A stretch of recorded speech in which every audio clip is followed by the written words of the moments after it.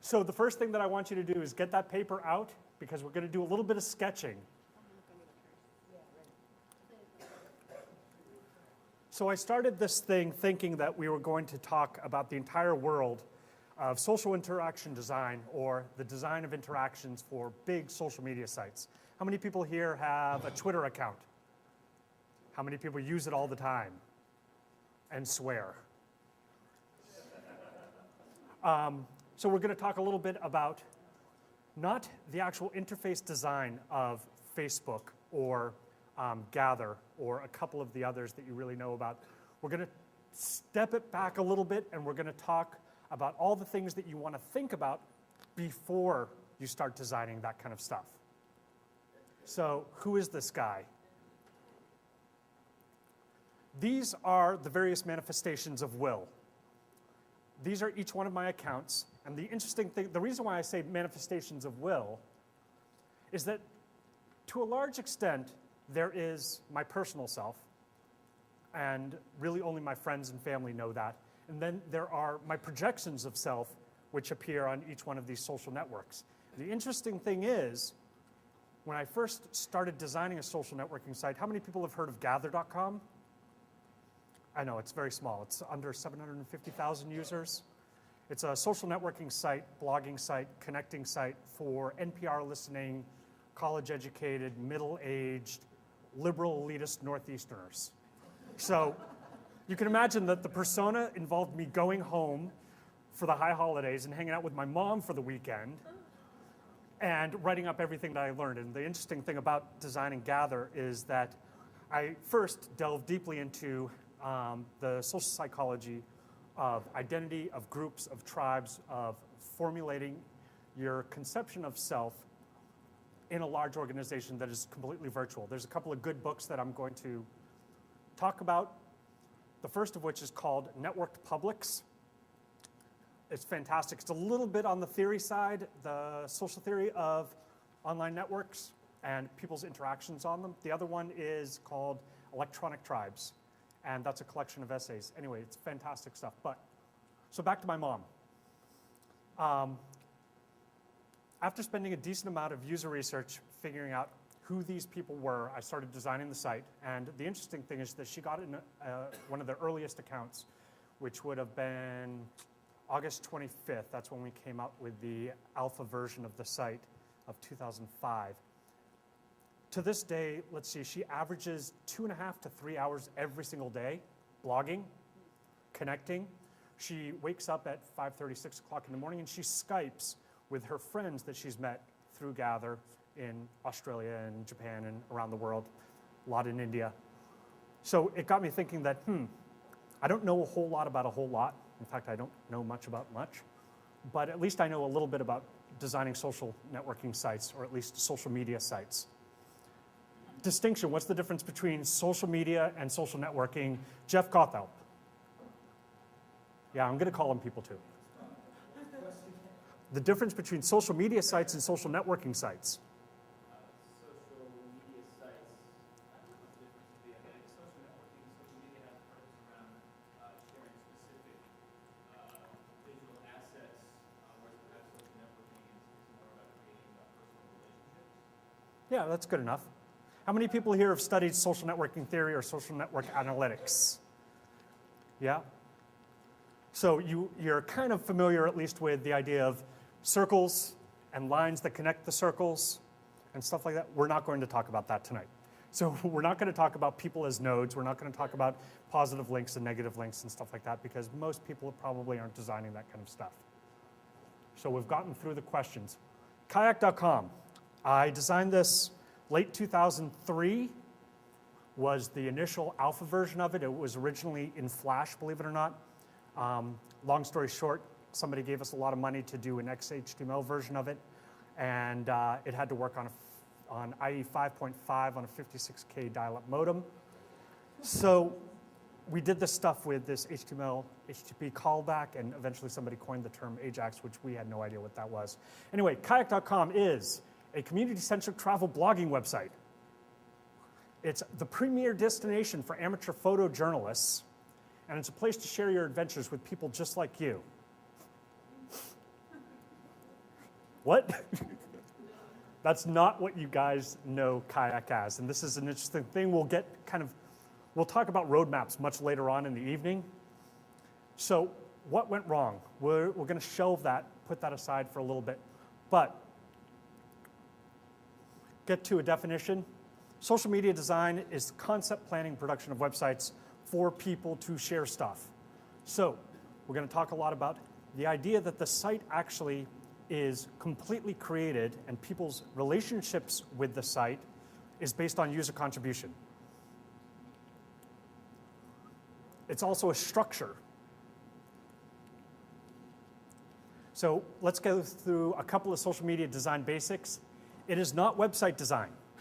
And this is an interesting thing because people on planes, trains, I travel a decent amount, ask me, what do I design? And I think a lot of interaction designers here will probably agree with me. It doesn't matter what medium we're actually designing for. Most of our methods, most of the research that we do, it doesn't matter whether it's on a handheld, if it's on a set-top box, if it is in a Ferrari, like one of our members, Lisa de Betancourt, worked on the in-car stereo system for the Ferrari. Social media sites are complex dynamic systems, and we're only going to touch on this a tiny bit, but it's not about a simple brochure site. It's not even about a transaction site because there really aren't any transactions or very few. We're going to focus mostly on the recursive nature of people generating content, that content then being consumed by the same people that are creating it. The user interface is the social interface. So right now, we are interfacing, and that really sounds like a dumb thing to say. But I can all see you, you can all talk directly to me. There is no mediating factor. There is no mediation that's going on here. With social networking sites and social media sites, the interface acts as the mediation, and therefore the interface is the social interaction, the social interface. The content is the conversations, and the content is the contributions. Let's see if, oh, there. So one of the key things that we will keep coming back to, at least I think quite a bit about, is that when you design a site, you have to let it go, and you cannot control what people are going to contribute. You can only guide them. You can only steer the way that conversations happen, what types of conversations happen, the degree to which, for instance, profanity is allowed, the degree to which people can abuse one another, because I believe that there's a thing that came out, somebody reminded me about it a few years, maybe it was Dan Saffer. There was an old cartoon of people on social networking sites, and it shows like a normal person, and the fact that anonymity plus an online audience equals everybody turns into and insert expletive there. So the idea is that when we're designing these interfaces, we can create an interface that mediates the relationships, that guides them, that rewards the types of behavior that we really want, or punishes the kinds of behavior that we don't like. But at the end of the day, the product is not, for instance, a site like, what is a corporate website where they just pump out lots of content? The New York Times. But even then, a lot of these sites are moving away from, they generate all the content and all we're really allowed to do is consume it. Now a lot more of these sites are moving to they're dipping their feet in. So they're either allowing, I believe Forrester would call it, they're allowing ratings, they're allowing critics, they're allowing people to comment on stuff. So more and more of these big media, old media sites are actually moving more towards increasing a certain degree of online sociality into their ecosystem. Not a lot of them are quite there yet. And the last thing, and I'm going to repeat this at the very end because I just love this quote, the street finds its own uses for things. And I think for any cyberpunk fans out there, this is from William Gibson's Neuromancer book that came out in 1984, I think. And there's actually a lot of great quotes in there. But that one I thought was most appropriate for our talk this evening. I'm going to go really brief. Everybody should know this. To the degree that you're planning on designing social network sites or social media sites, or for the people here at Huge, if you have clients that may be asking more about how do they engage in conversation with their customers, I'm sure that a lot of people are going to be encountering it to some degree or another, at least over the next 18 months if you haven't already been forced to. Which reminds me, how many people are, at least on their plate, designing a social networking site or planning to anytime soon? So everybody, well, some small amount of people. Can you get out your sketchbooks because we're going to start with how many people have been to the IXDA website, ixda.org? Awesome, we're going to redesign that tonight. Actually, you're going to sketch the new homepage for that. And if we have enough time, you're going to sketch a couple of others. And don't worry, it's not going to be used, but I will make fun of you at the end of this. So Lewin's equation is really simple. It says behavior is a function of your personality and your environment. In this case, for social networking sites, the environment is the site, or is the ecosystem, or is the walled garden, whatever it is that you might be designing or have created.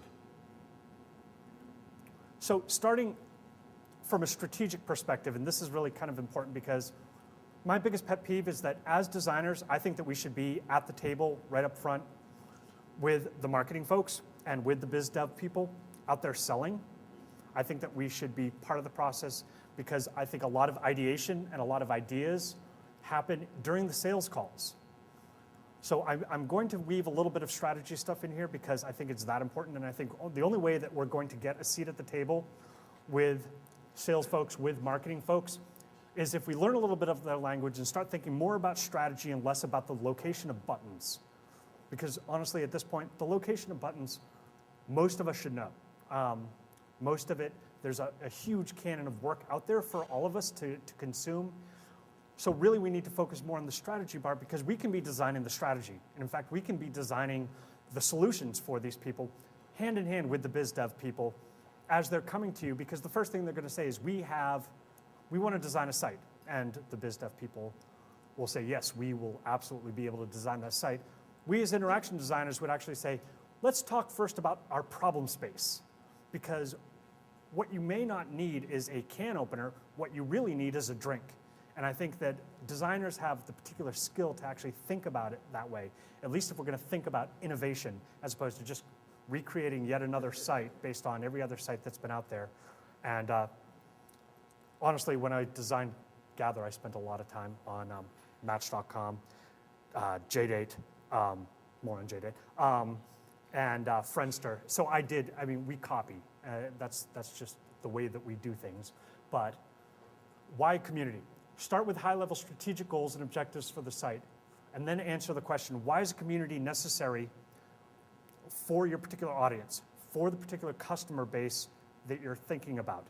And this is going to feed directly into the user research phase of any project. You need to think about that. What kinds of sociality do you want to encourage on your site?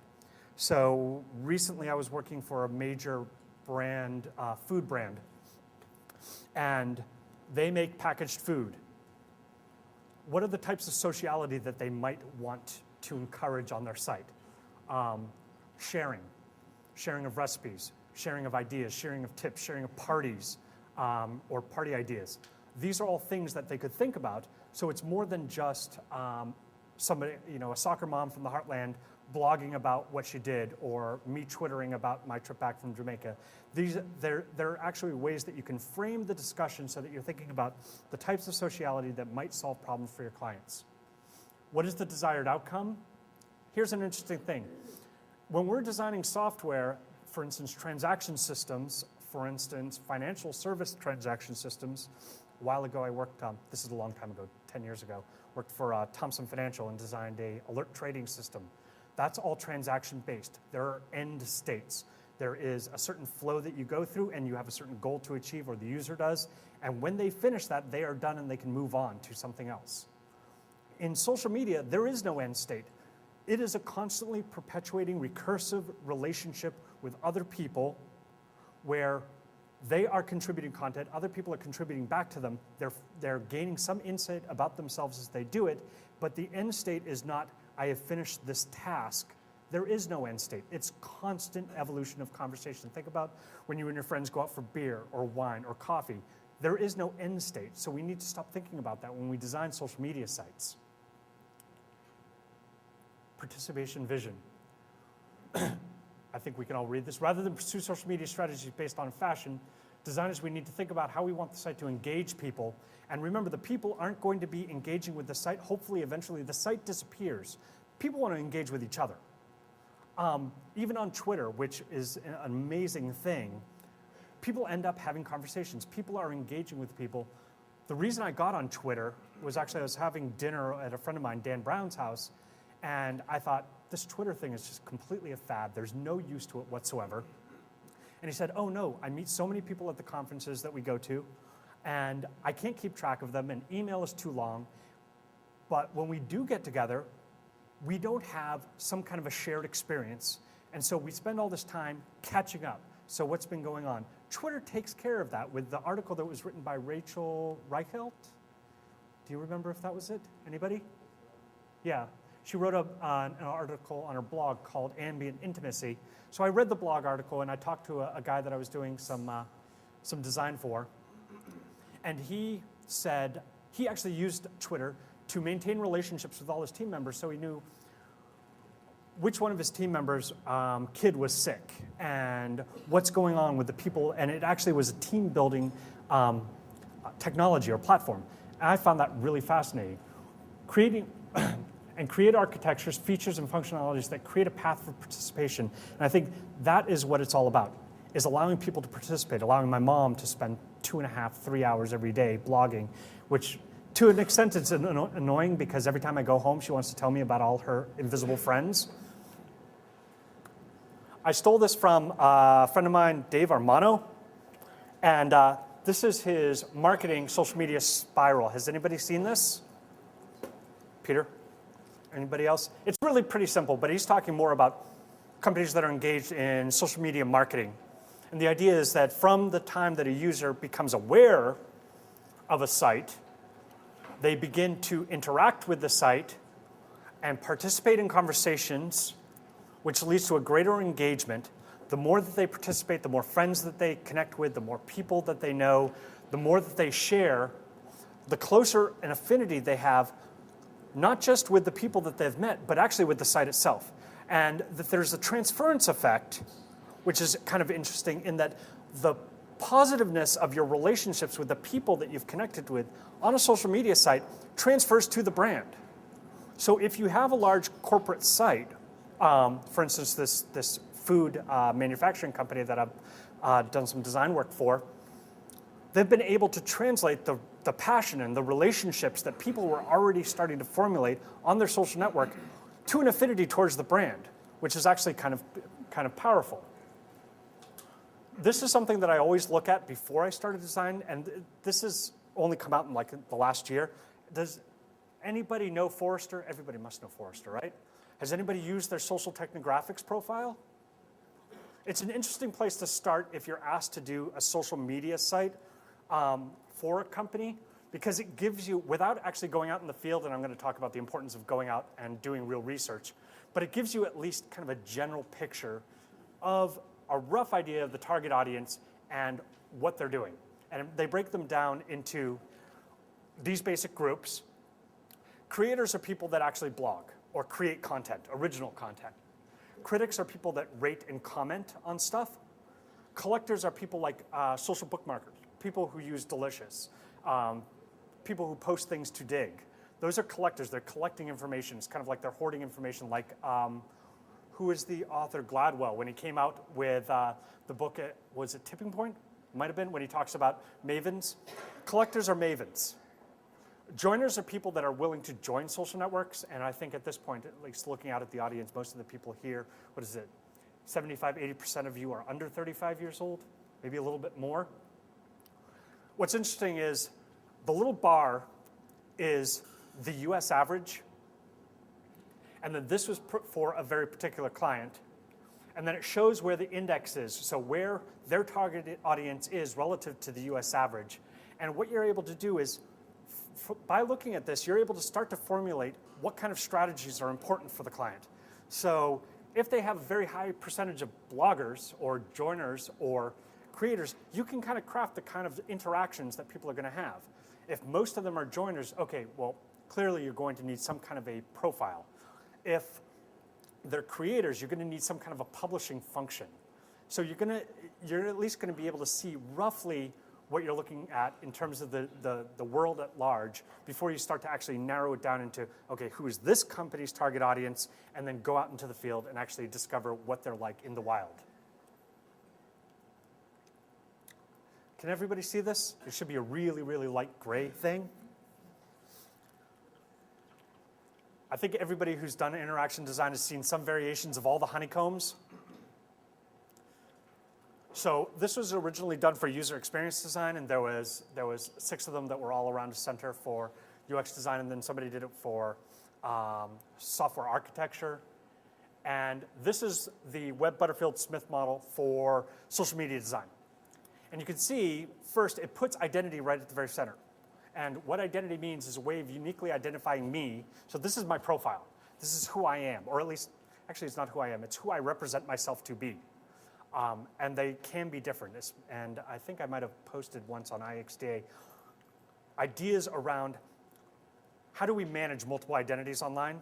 And I'm not talking about schizophrenia, I'm talking about we actually have different faces for different groups of people that we interact with. So with my high school friends, I was a certain type of person, which was very different from my college friends, which is certainly different from my current group of close friends, and it's very, very different from my online persona, especially on the IXDA. Then surrounding that, we have these various things: presence, sharing, conversations, groups, reputation, and relationships. And I'll end up posting this probably on SlideShare so that everybody can actually download it. But the interesting thing is that whenever you are faced with some kind of social media design, start here, because this allows you to think about what things you should be focusing on in your design to best bring out the types of community that you want to build. So this is me. And the most basic thing is a profile, and most social media sites have some variation of it. And when you think, actually, back to this one. Actually, no, back to this one. The way I visualize the world is probably different than the way a lot of people visualize the world, because I think visually, I conceptualize visually. So most things, when I think about, for instance, an article, I don't think about it as the title and the author and the date and all the metadata that you're used to dealing with. I actually visualize it something like this. I see it, and actually most of the time I see it as a 3-dimensional, like a dodecahedron, where the core is the thing itself, which is usually nothing more than an empty name, because it's really defined by all its attributes. So if you think about a 3-dimensional object, you have all those faces, and then where all those faces intersect, you have all these facets. And that's where the interesting thing is, and that's where the attributes come from. And once I've explained that, you kind of understand, oh, well, of course, that's how he designed Kayak, was that if he thinks about a travel billet in terms of a 3-dimensional object that has all these faces, and each one of those is an attribute, well, then it makes it a lot easier for you to start thinking about faceted navigation, which is not the topic for this evening. But I just wanted you to know that I actually start thinking about things like this. So when you see something like this, I think about myself like this, or at least my projection of myself on social media sites, with some variation of me at the center, and then all my attributes around me. And so each one of these possible attributes, and you kind of mix and match when you're designing a social media site, based on really what the needs are for the type of community you're trying to build.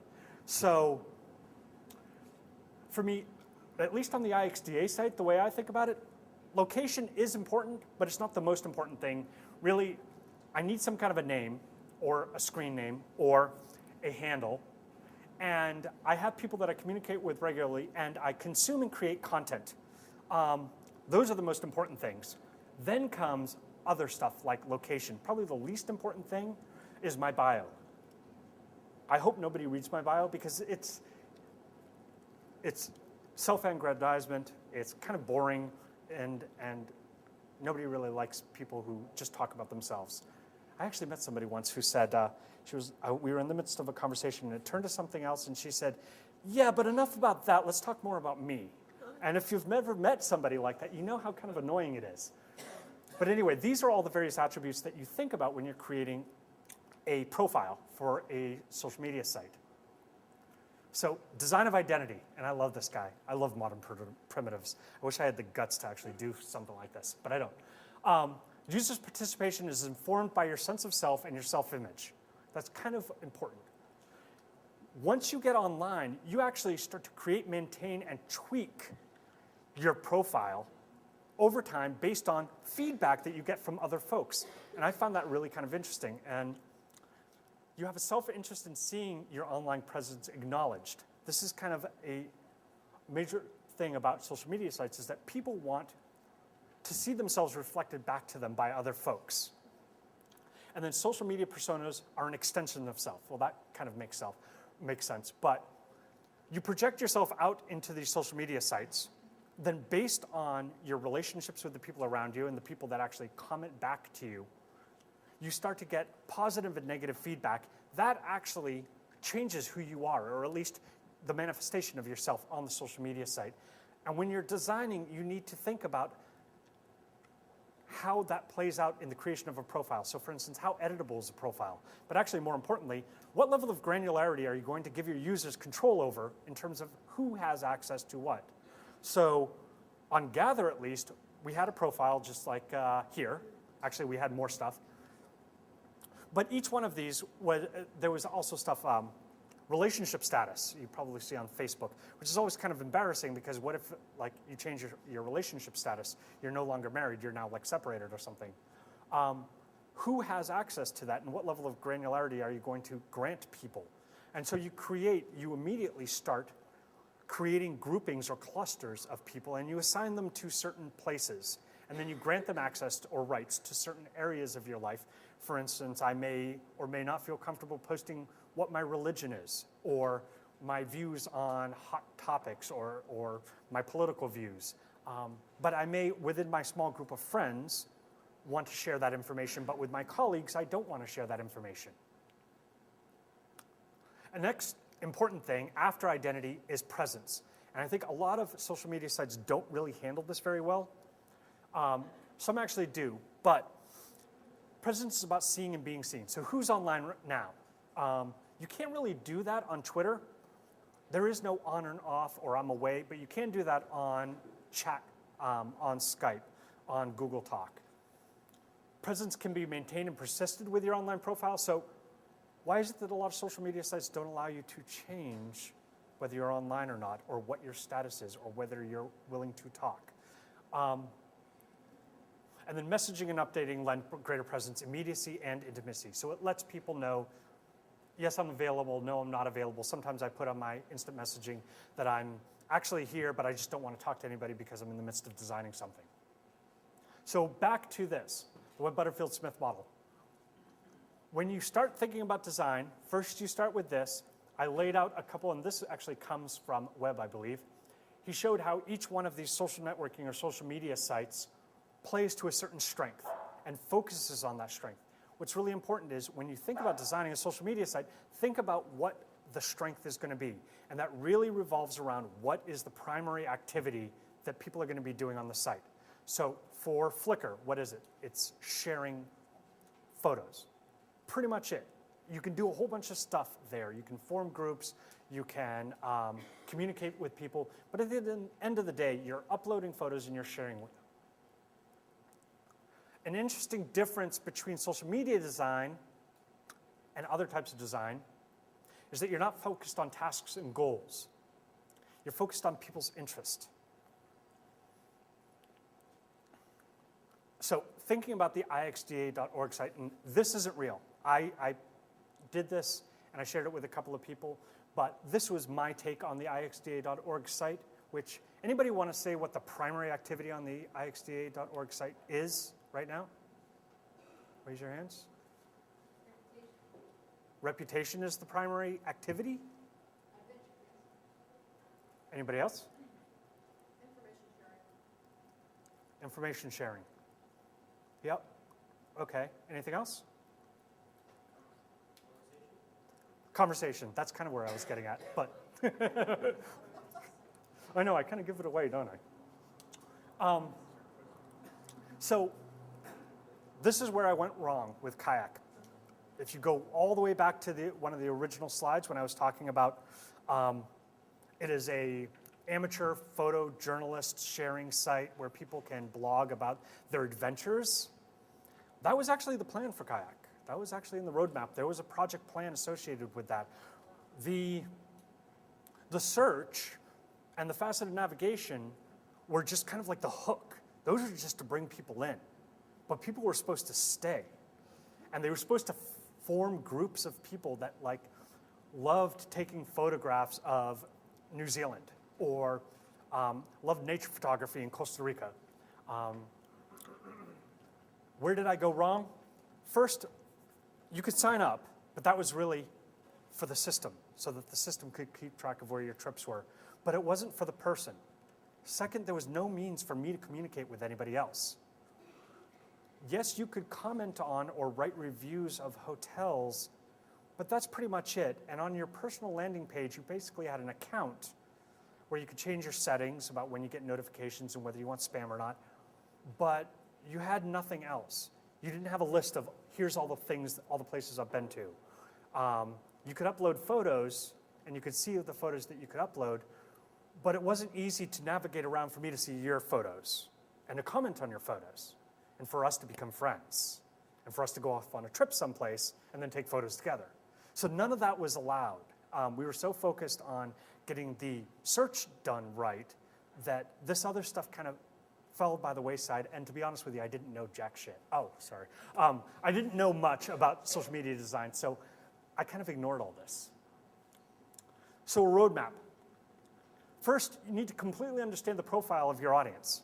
Here's an interesting thing. When we designed Kayak, my target audience was 18 to 35-year-old white males living in the United States that were very tech savvy.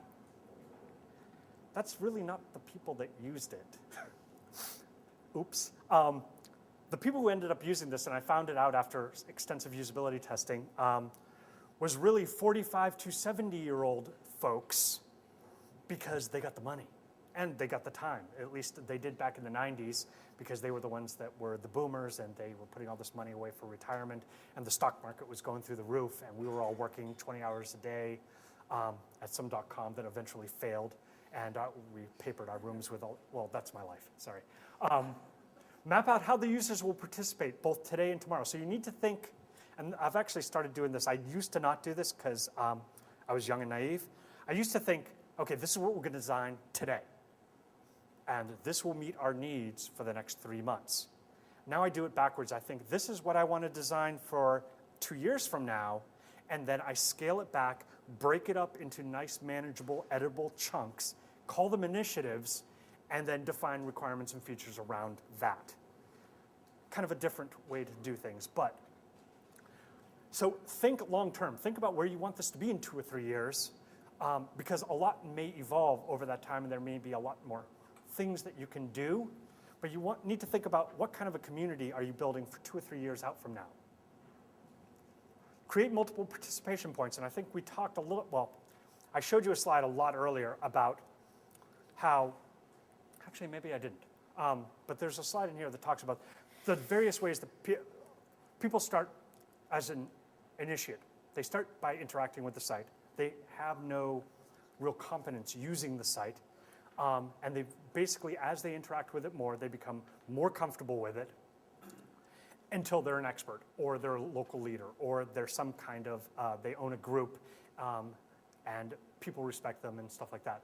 But you need to design around the idea that people are going to come in wanting different things, and you want to have a gradual slope for them to interact. Find lightweight ways for first-time creators to contribute. So make it really, really easy. The first iteration of the design for Gather had 6 or 7 screens for posting a blog. I think it was something like that. Oh, it was beautiful. So you gave it a title, and you gave it a brief description, and you gave the body of your text. Next screen. You classified it according to a taxonomy that I had designed, and there were 3 nice little multi-select boxes, and you selected the top-level hierarchy, and then the secondary, and then the tertiary. All right, and then screen 3. Security. Who gets to see what? Then naughtiness. Does it include profanity? Does it include nudity? What is the age appropriateness of this? Is it a political hot button? Is it porn? Because we would allow all these things, but people should probably classify it. So screen after screen after screen, what a royal pain in the butt that is for people who are first time, 4, 5, 6, 7 screens just to post their first blog. So make it easy. And then prepare your organization for participation in the conversation. And this is really kind of key, and Forrester talks a lot about it. As larger and larger companies come to you and say, we want you to design some kind of sociality on our website, and say they're Coca-Cola. Coca-Cola needs to realize that based on the types of community you're actually going to be building, they may need to participate in the conversation. Otherwise, what are they going to really get out of it? More loyal customers drinking sugar water? I don't know. Think about somebody like Dell, where being part of the conversation is actually both marketing and customer service. You're laughing. There's a lot of case studies around, let's see, Josh Porter talks about it in his social media design book. Forrester talks about it. But the key thing is, if an organization is wanting to dip into the social media thing, they need to think that they might need to actually get involved. They may need to anoint community leaders or community moderators. They need to feel comfortable exchanging in an authentic way with the people that are going to be joining the site. And we'll get to sociological. Oh, by the way, let's pause just for a second here. How are the sketches for the homepage coming? So thinking about that honeycomb and thinking about identity at the very center, and then thinking about conversations being a key piece of the social interaction on the IXDA site, what might the homepage look like? Does anybody want to sketch something? And you can ignore the, so I'll give it a try, and then can I draw here? Can people see?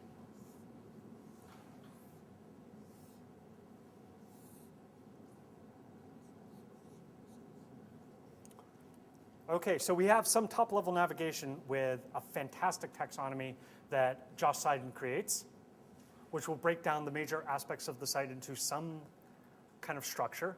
So 99% of sites have an about. They have the IXDA site has members. There's probably would be like a resources section for education. There would be an events section. But on the homepage, currently we all know what it looks like, right? There's a large hedonic branding image. There's a call to action, which is the Interactions 09 conference, which is coming up February 5th, or is it, yeah, February 5th through 8th in Vancouver, and you all should come. And then we're going to do skiing.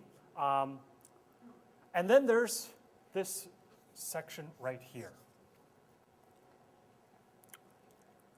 And currently, it's topics. Oh, yeah. And there is a topic taxonomy on the right. There is a little about IXDA, which you can link through and see the board of directors and everything like that. And there's a little login. So that's the way it currently is right now, at least if my memory serves me right. How would we redesign it so that it was different, to focus just on conversations? Yes, Cindy? Let me see.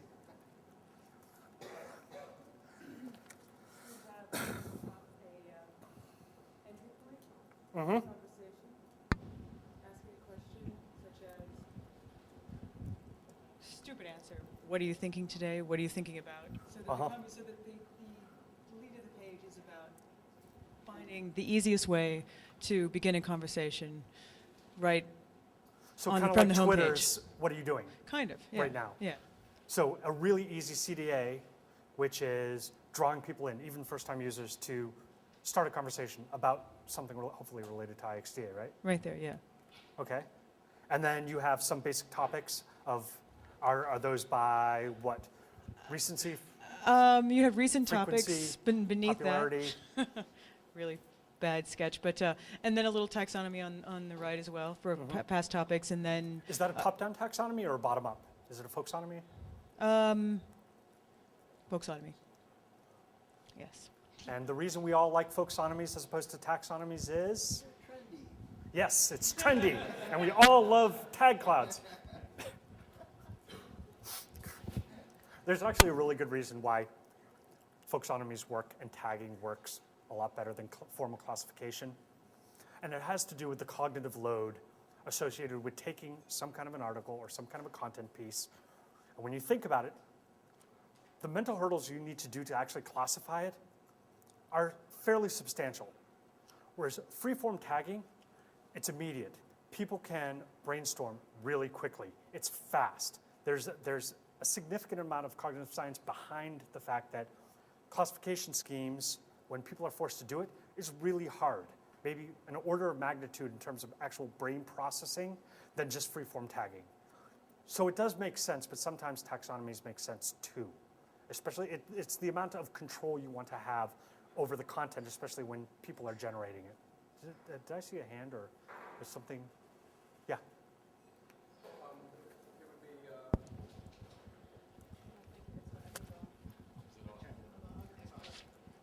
Hello, it's on. Yes. Might be really nice is that if I could go to the home page and see recent events and be able to see your presentation that you just mentioned might be up there and not have to hunt for it, and also be able to then start a conversation, maybe there's a conversation that you can click to right away to see what people are kind of thinking about, because you often start thinking about things a day or two or a week later. That's fantastic. I don't know, the IXD is really, and Josh, correct me if I'm wrong, it's really about local groups.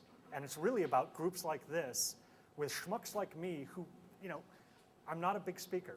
In fact, I'm not a speaker at all. I'm a designer. The fact that you're actually listening to me is... Yeah. and some filtering to that end. Filtering obviously would be good too, right? Because you're not filtering necessarily anywhere. You're like, no, interaction designers in, say, Washington who are interested in X, and then maybe that could shift the display of what the conversation you see. Oh, okay. So you can immediately change the context. Yeah. And kind of reframe the gestalt Yeah. of what's going on. New and York who your interaction universe designers is. talking about social networks. Go. Right. Oh, that's good. I like the events idea too. That was all just to sidetrack you guys. Social media ecosystem is an accretion and an effective individual user contributions. I just needed, somewhere in every presentation that I do, I got to use the word accrete. I don't know why. It actually kind of works here, doesn't it? Show of hands. Everybody thinks that it works. Okay, that failed.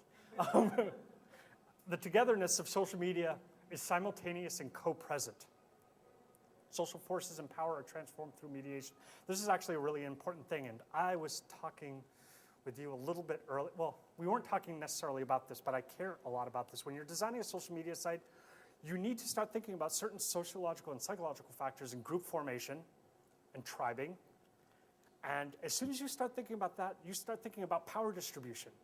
And I'm not going to go off on a neo-Marxist slant to talk about the ways that power is accumulated and power is used to put down certain conversations or to hide certain topics from view, though that may be the case. But when you're designing a social media system, you need to think about the way that power is going to be distributed and the way that power is gained. Because at the end of the day, as soon as we start interacting together, we start forming groups, and then we start forming hierarchies, and then you're going to end up with some people having power and some people feeling disenfranchised. And unfortunately, that's the way we seem to work. And so you at least need to be sensitive to that. And there are ways to design thinking about that. One of those in the web model that you saw with the 6 hexagons around the central one of them was reputation. And there's a fantastic, I think his name is Bryce. He's at Yahoo. He works on the design patterns library there, who's done a significant amount of work on design patterns related to reputation systems. If anybody has a chance, definitely go to Yelp. They've done a lot of fantastic stuff around reputation systems. Reputation systems are means of rewarding behavior and punishing certain behavior, and then there's a whole lot of different ways that you can account for that. I want to come back to that in a little bit. So, psychological views of identity, self, and interpersonal relationships in organizations and social encounters provide important insights. We all don't need to, I don't know what percentage of the people here are cog-sci majors or were in college. There's actually a lot that we can learn about it, and one of my fears is that a lot of people get into interaction design via something like web design, and they maybe were pretty good at CSS, and they just liked making things that work. And every once in a while, it's good to think about the ramifications, because as soon as you, like I just said on the previous slide, as soon as you start building a community or building the infrastructure or an ecosystem for a community, you naturally need to start thinking about the ways that that's going to affect people.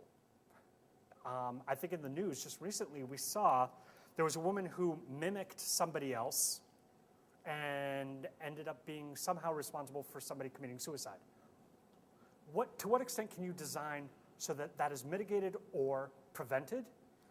At least one of the aspects that I think was in About Face 2.0, maybe, Robert Ryman's book with Cooper, is the idea that there are certain values that we need to uphold when we're designing stuff.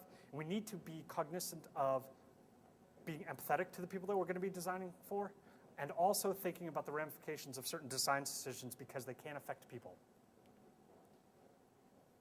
Some psychological considerations when we're designing a social media site. Transference. And I've talked a little bit about this with regards to if I post something to the IXDA or to Facebook or whatever, if I don't get immediate feedback, I'm going to start to transfer. Users will invent and project their interpretations and assumptions. So I will start to make stuff up. And this is kind of the way we all work. The other is projection. We'll project others' intentions, motives, interests based on what we hope or wish. And a classic example of this, I won't ask for a show of hands here because, it's personal. But for all those who have engaged in some kind of online dating, you will start thinking about projections. And there was actually an article that came out, might have been in Forbes about 2 years ago, and it was talking about the rise of eHarmony and algorithmic-based matching of people, and the opposite of which is sites like Match.com and JDate, where you essentially create a manifestation of who you are, sort of, but it's really who you think other people might be attracted to, which is an interesting thing if you start looking at those sites from a design perspective, and then you start thinking about it psychologically and sociologically. For instance, when I used to live in Boston, and I used Match.com and I used JDate, what was amazing is in Boston, every woman on that site hiked, and they were all Red Sox fans. You would get the feeling by reading their profiles that they spent all day drinking beer, watching the Red Sox while they were hiking. So the idea, I think, is that when you create certain manifestations of yourself and you project them based on what you think other people hope. And so when you're designing a site, it actually makes you think a little bit about to what extent is the profile going to be surfaced a lot, where people can make stuff up, and to what extent is actually people's profiles and people's identities is actually based upon their contributions. Because over the long run, if we think over the course of a year or 2 years or 3 years, for instance, my bio on the IXDA site is very minimal, but if you look at my member profile, it will show all my contributions, everything I've ever said over the last 2 years. You read that and you actually get a lot better understanding because it's kind of like a distribution. Over the long run, the distribution of my content actually ends up towards some mean, which is closer to me than anything I could write in a profile. And then the last is introspection. Many social media users are engaged primarily with themselves. There's nothing dirty about this. Think about I spend a lot of time thinking about the way that you read your own profile and slightly edit things constantly. I edit everything that I write over and over and over and over. And some of that is maybe a form of self-seeking because I don't go to gurus or anything like that. And I certainly am not going to learn more about myself by going to my rabbi. So to what degree do people actually participate in online social media sites to learn more about themselves? And I think that there's a decent number of people that are actually a lot more introspective on these sites, thinking about who they are than would actually admit, at least with less than 5 beers. The next thing is temporal considerations in social media design. And when people start participating in social media sites, the social media itself starts to organize their time. I think about the way that my time is actually marked now because of my interrelationships with people like, there's a fellow, Steve Batty, down in Australia, and he's usually getting up around 5 or 6 in the evening, and we now have a ritual where certain time is marked like, it is beer time for me when he wakes up and says good morning. And so I am starting to structure, to some extent, my life because there are certain things that I'm getting by feedback from people on these various social media platforms. In communication, it may be deferred, interrupted, stretched, or cut off. I think we can all read the rest of it. Okay, this is actually where I wanted to go. Gradual engagement of the user. And this is kind of the gentle slope theory. People start off as an initiate, move to an observer, which is really like lurkers on most sites. They may become converted. Eventually, they become an evangelist, and at the end of the day, they could become an opinion leader that everybody else really likes and really respects. Evangelists are probably people like, I don't know, I'm sort of an evangelist maybe, because I always am telling people to go to the IXDA site and sign up and join the conversation. So this is a variation on the object activities features model for design that is in Josh Porter's book on social media design. And what's really interesting is I have thus far stayed away from acronyms because I hate them. I don't like the use of those things like ACD or UCD and its various manifestations. Is it user-centered design or usage? Is it activity? Are we studying activity theory? Is it activity-centered design? Somebody had said something kind of cogent. I have this bag of tricks. I have this bag of techniques and methods that I use to design stuff. And I'd kind of like to leave it at that. But anyway, I did like what Josh had to say. So he had an objects, activities, features, and I added people at the beginning of it because I really think that a lot of people are trying to shortchange real user research. Some people really want to do it because they know it's the right thing. A lot of times they get pushback from stakeholders that say that it's expensive. We're not going to spend money on you going to someplace far away to do ethnographic research. We're just not going to do it. You can learn all you need to learn about our target audience from Claritas, which I think some of you should know, as well as just copy what our competitors are doing.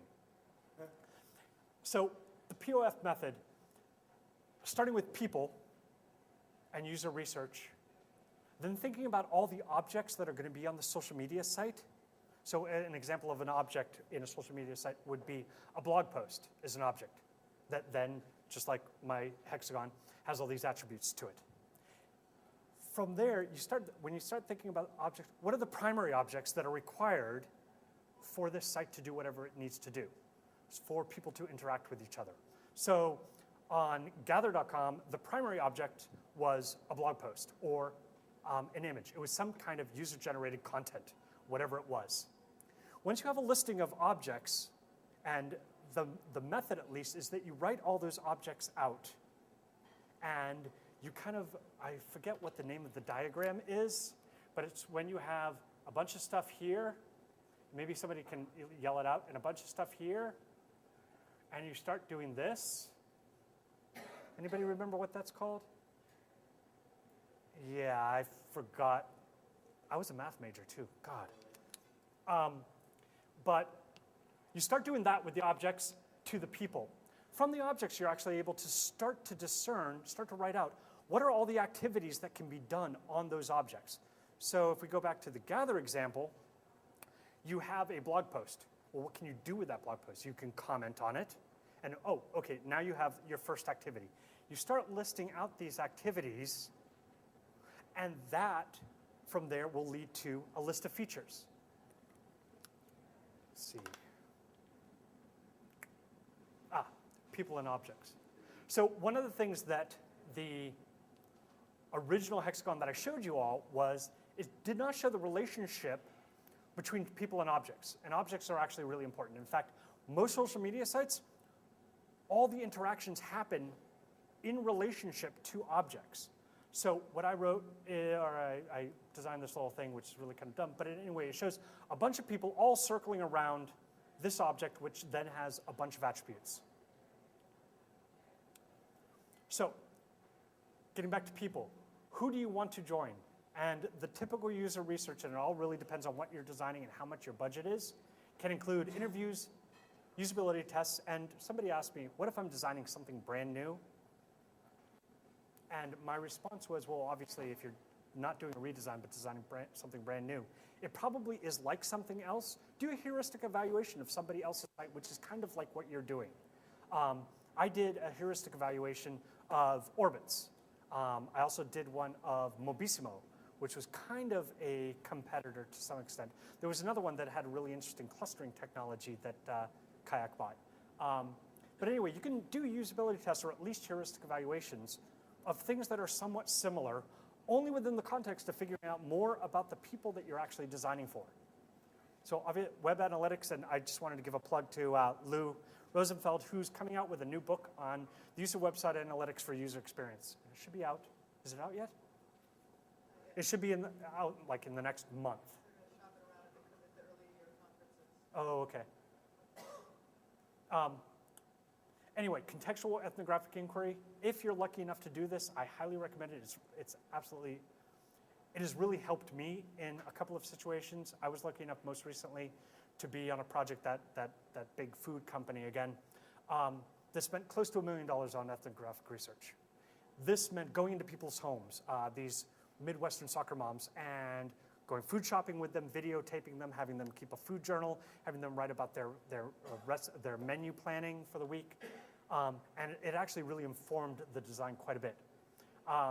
Competitive Safari is going out and looking at all the things that kind of do what you do and seeing how they do it. And the last one is listening to people. Oh God, we're really late and I'm nowhere near done. No, I'm just kidding. I wanted to open it up to questions really quickly.